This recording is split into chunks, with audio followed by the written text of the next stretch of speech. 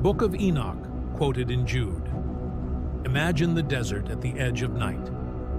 The sky is vast and unforgiving, and somewhere beneath its canopy, a people are camped in the wilderness, exhausted, outnumbered, and yet unmoved. They are not moving because something tells them not to.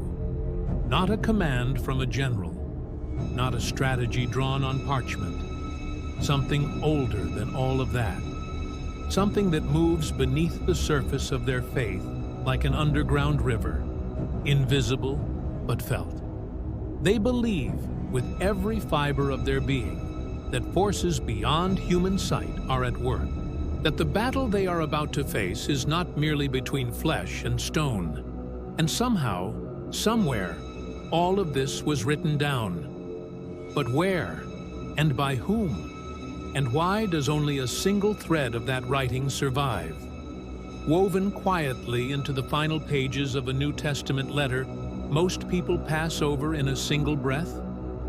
This is the mystery of the Book of Enoch, or at least a piece of it. Somewhere in the ancient world, long before the scrolls of the Hebrew Bible were finalized, long before temple walls were raised and torn down and raised again, a tradition existed. A living, breathing tradition that spoke of a man who walked so closely with the divine that he never tasted death.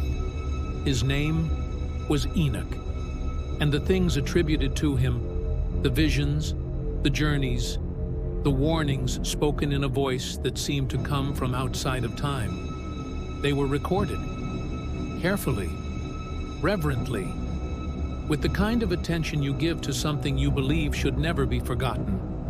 But something about the survival of those records feels incomplete, as if we are only seeing part of a larger story, the edges of a manuscript that was once much, much wider. What we know, what Scripture itself confirms, is this. The letter of Jude, one of the shortest books in the entire New Testament, contains a direct quotation. Not a paraphrase, not a passing allusion, a quotation.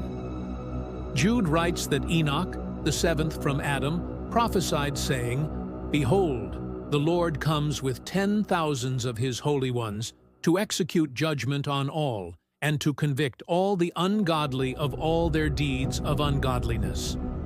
Those words do not appear in the Torah. They do not appear in the Psalms or the prophets. They come from somewhere else, from a text that existed, was known, was read, and was trusted enough for a New Testament writer to place it into his letter as though it carried weight, as if the original audience would have recognized it immediately, which means they probably did. Try to imagine what that means for a moment. There was a time, within living memory of the earliest Christians, when the Book of Enoch was not a curiosity or a controversy. It was simply known, read in communities, cited in sermons, carried in the minds of devout men and women who saw no contradiction between its pages and their faith. It was not fringe, it was familiar. And yet, as the centuries passed, it faded. Decisions were made, not in secret, not with malice, but with the weight of discernment about what would be preserved, what would be canonized, what would form the enduring core of sacred writing. The Book of Enoch was not included, and so it drifted into the hands of Ethiopian Christians who never let it go, into dusty collections, into near total silence. But that single quotation in Jude remained, like a fingerprint pressed into wax, proof that something larger once existed. So what was in those pages? What did the Book of Enoch actually contain that made it worth quoting? If you were to sit with the version that survives, the Ethiopic text, known as Jude Enoch, preserved for centuries in a tradition that considered it scripture, you would not find a simple morality tale. You would find something that reads more like a journey through the architecture of the unseen world. Enoch moves through realms. He is shown things, the foundations of the earth, the chambers where souls wait, the places where divine justice is prepared. He stands before thrones. He hears the language of powers and principalities. He sees what the end of all things will look like, not as a distant theological idea, but as a landscape he has walked through, and woven through all of it. Battles. Not just the quiet interior battles of faith and doubt, but cosmic conflict, written large, the rebellion of watchers, divine beings who abandoned their proper place and descended into human history, leaving chaos in their wake. The judgment prepared for them, the prayers of the suffering rising upward like smoke, and the answer that comes, not immediately, not without patience, but surely. Reading it feels like standing inside a dream that is also a sermon. Every vision points somewhere. Every image carries an argument, and the argument is always the same. The universe is not adrift. It is governed, and those who stand against its order will answer for it. It is not difficult to understand why Jude reached for this. He was writing to a community under pressure. People were slipping in among them. Teachers who had twisted grace into license, who were leading others away from the narrow road. Jude needed language strong enough to name what was happening. Judgment language, ancient language, the kind of language that has roots deep enough to hold weight in a storm. And so he reached back, past the most recent scrolls, past the well-worn Psalms, to something older, to a prophecy that the seventh man from Adam had spoken, to words that had been preserved across centuries precisely for a moment like this. But here is what lingers. Here is what settles slowly, like dust after a tremor. If Jude quoted it, if he trusted it enough to anchor his warning in its words, what else did it contain that once shaped the faith of early believers? What prayers might have been drawn from it? What images of the divine might have formed in the minds of early Christians, not from the Psalms alone, but from Enoch's visions? What conversations in lantern-lit rooms? What arguments in synagogues? What quiet readings in the desert? How many of those were shaped by pages we no longer hold? We will likely never know. And there is something both haunting and right about that. History is not a perfect archive. It was never meant to be.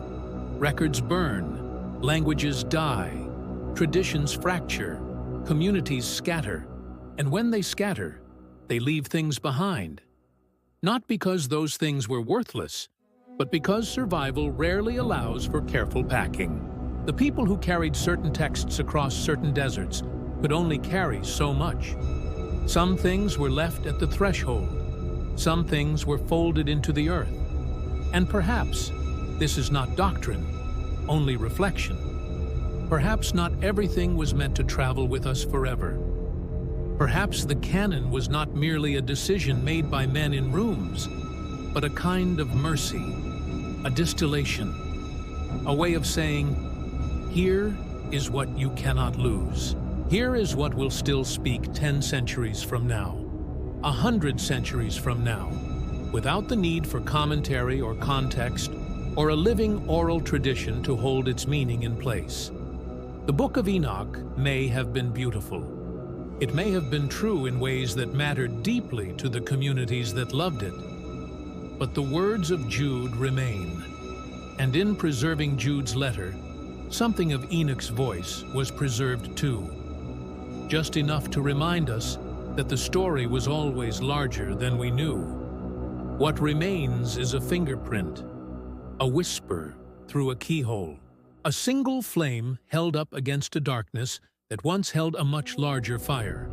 So here is the question this mystery leaves behind.